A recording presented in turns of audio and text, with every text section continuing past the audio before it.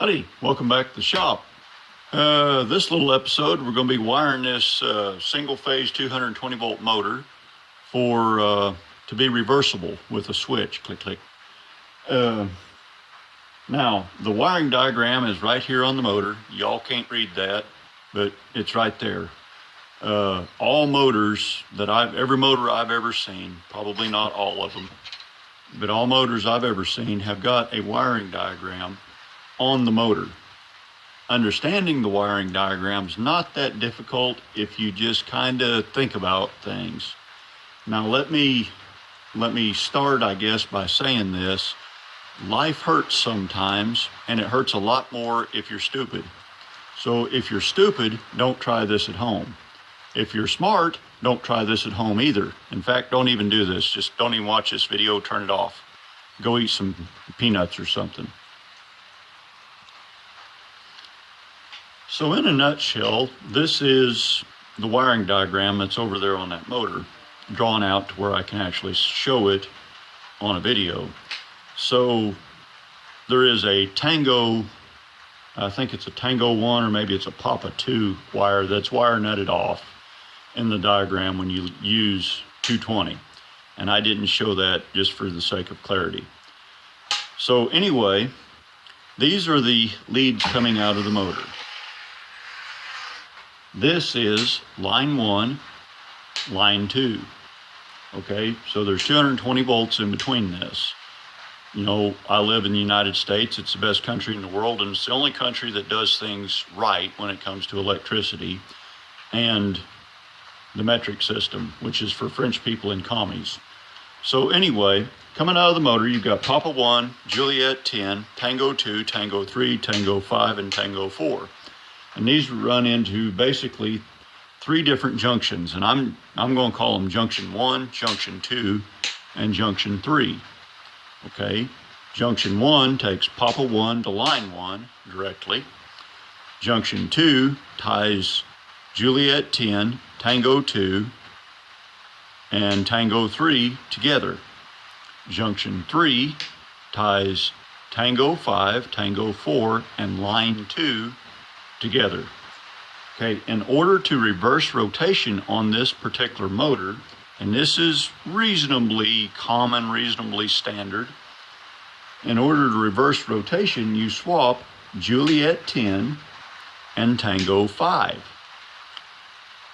So I'm going to do a little bit more drawing on this diagram, and we'll come back in just a minute. So now I hope you can see I've taken Juliet 10 out of junction 2. I've taken it out and I've run it to junction, and let's call it junction A. So I've got Juliet 10 at junction A tied to an orange. And I've got Tango 5 taken out of junction 3 here and run into junction B instead. And that goes to an orange wire. And I've also got 2 black wires tied to junction 2 and junction 3, where Juliet 10 and Tango 5 used to be. So if you're still with me, this will get less confusing here in just a minute. So this is a double pole, double throw switch. The contacts are numbered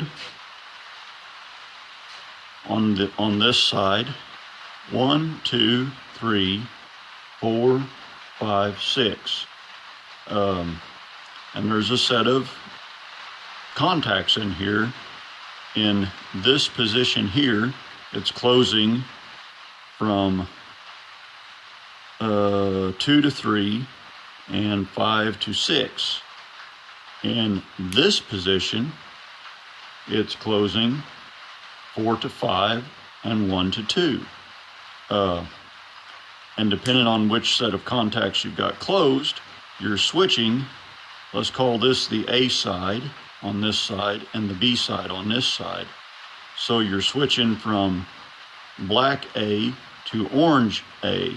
You flip it the other way, and now you're closing black A rather, swapping it over to orange A. And I'll illustrate this on this drawing here.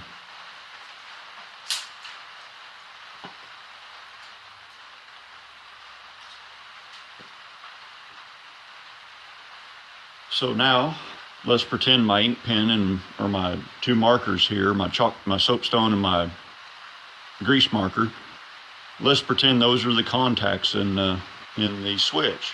So here's orange A and orange B. And we're in this position, so we have made orange A, pin 2 to pin 1, which we follow him around. It ties together at pin 6, so we're at black A. And same way on the B side. We've got orange B tied over to black B. Now if we change positions of the switch,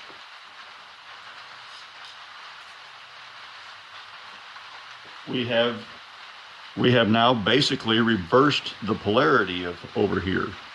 So now orange B is tied to black A and orange A is tied to black B. So if you think of it in DC terms, we've basically done this. If this is A and this is B, we've done that just by flipping the switch. And that will eventually tie together and change the positions of wires on our motor, wire Juliet 10 and Tango 5. And I really can't explain it any simpler than that, other than that's how it works. You've got a switch here, and I'll probably mount the switch in this position, and you flip it this way to go that way, and you'll flip this switch that way to go this way. Forward, reverse really doesn't matter to me. I'm going to go this way or that way. And same way with the A's and the B's on these wires. I don't care. If I put this together and I flip the switch that way, but the spindle's running the wrong way, well, then I'll just flip the switch over. That's simple enough to do. Just take cover off, flip the switch. So, and there will also be an on-off switch.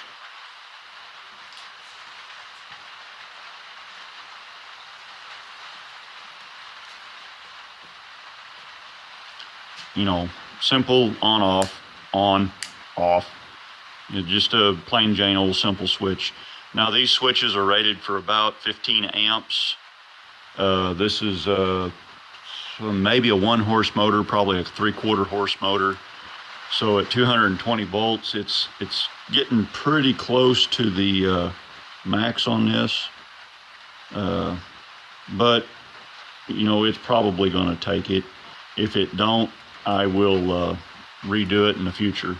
But for now, this will get us going and get us a reversible motor. Y'all, thank you for watching. Appreciate your time. Y'all drive safe on the way home. Watch for deer.